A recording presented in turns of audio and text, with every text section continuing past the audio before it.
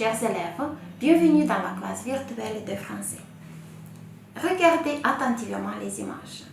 Quelles sont les idées qui vous viennent à la tête? Tâchez de les utiliser dans un seul contexte. Dans la première image, vous voyez une femme qui tricote.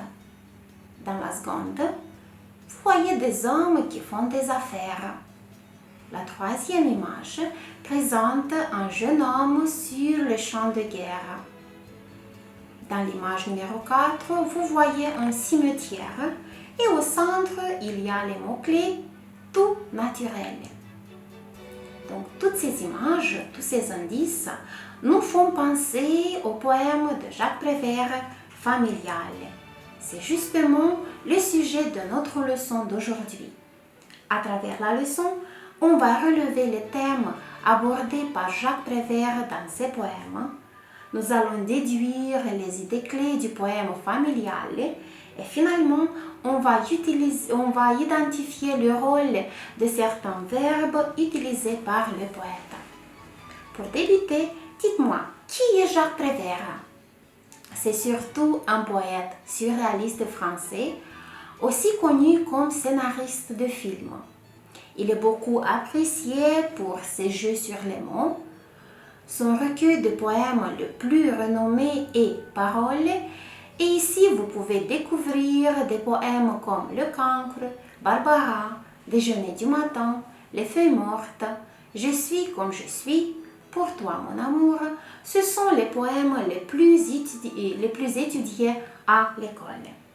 Donc aujourd'hui, on va commencer par relever les thèmes abordés par Jacques Prévert.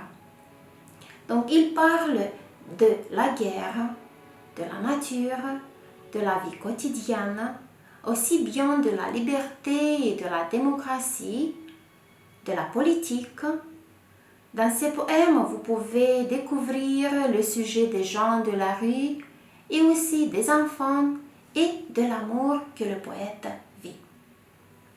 Pour continuer, je vous invite à écouter le poème familial. Soyez attentifs aux idées que le poète a exprimées dans ce poème. Familial par Jacques Prévert. La mère fait du tricot, le fils fait la guerre.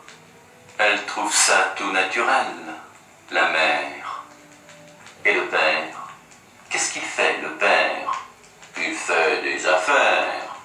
Sa femme fait du tricot, son fils la guerre, lui des affaires. Il trouve ça tout naturel, le père. Et le fils, qu'est-ce qu'il trouve, le fils? Il ne trouve rien, absolument rien, le fils. Le fils, sa mère fait du tricot, son père des affaires, lui, la guerre. Quand il aura fini la guerre, il fera des affaires avec son père. La guerre continue. La mère continue, elle tricote. Le père continue, il fait des affaires. Le fils est tué. Il ne continue plus. Le père et la mère vont au cimetière. Ils trouvent ça naturel, le père et la mère.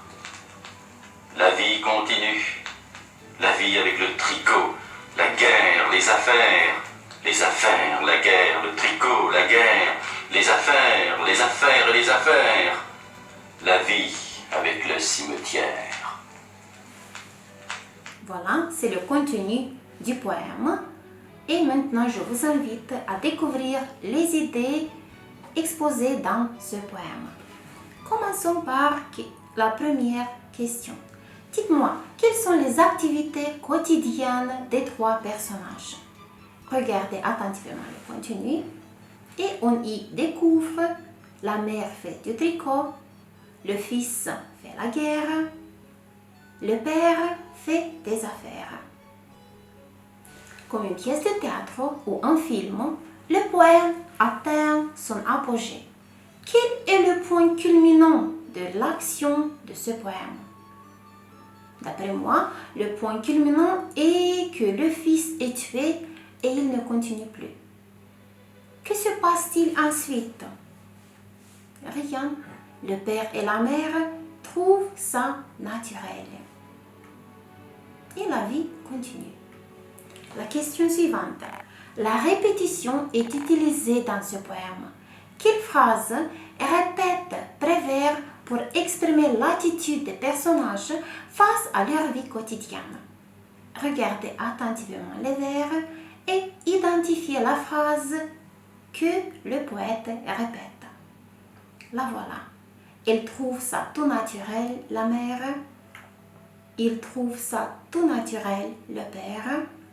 Et il trouve ça naturel, le père et la mère. La question suivante. Quel verbe est le plus utilisé dans ce poème? Le voilà, on a le verbe fait, utilisé au présent mais aussi au futur simple. Quel effet produit-il? Pensez un peu. D'après moi, le verbe faire exprime l'agitation de la vie quotidienne. À quel moment, quel est l'effet lorsqu'un autre verbe est utilisé à sa place? Quel est le verbe que le poète utilise à la place du verbe faire? C'est le verbe continue. Donc vous voyez que la guerre continue, la mère continue, le père continue, la vie continue. Et quel est l'effet que ce verbe produit?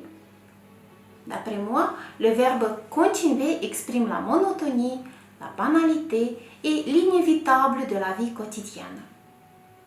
À quel moment les verbes disparaissent-ils tous ensemble?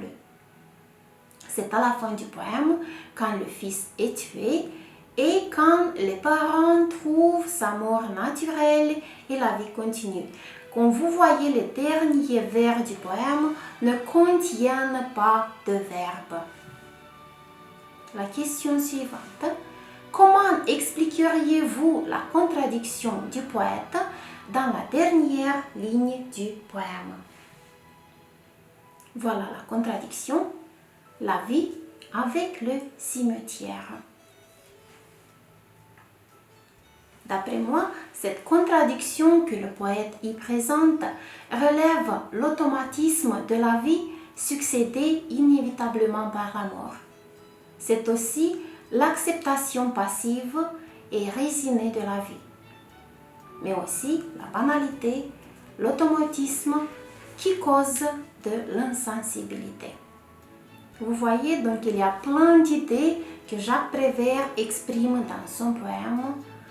C'est surtout l'idée de la banalité, c'est surtout l'agitation de la vie, c'est aussi le fait que nous sommes toujours pressés par les activités quotidiennes et parfois on reste insensible à ce qui nous entoure, à nos sentiments, à ce qui doit nous être plus proches et aux événements qui doivent peut-être nous rendre plus sensibles. Donc la cause, c'est la monotonie et la banalité de la vie. C'est pour ça que je vous conseille d'éviter la monotonie, d'éviter l'automatisme des actions. Car les habitudes étroites et uniformes que l'on prend dans sa vie régulière et dans la monotonie de son existence sont des moules qui rapetissent tout. Merci pour votre présence dans la classe virtuelle. Bonne journée à tous.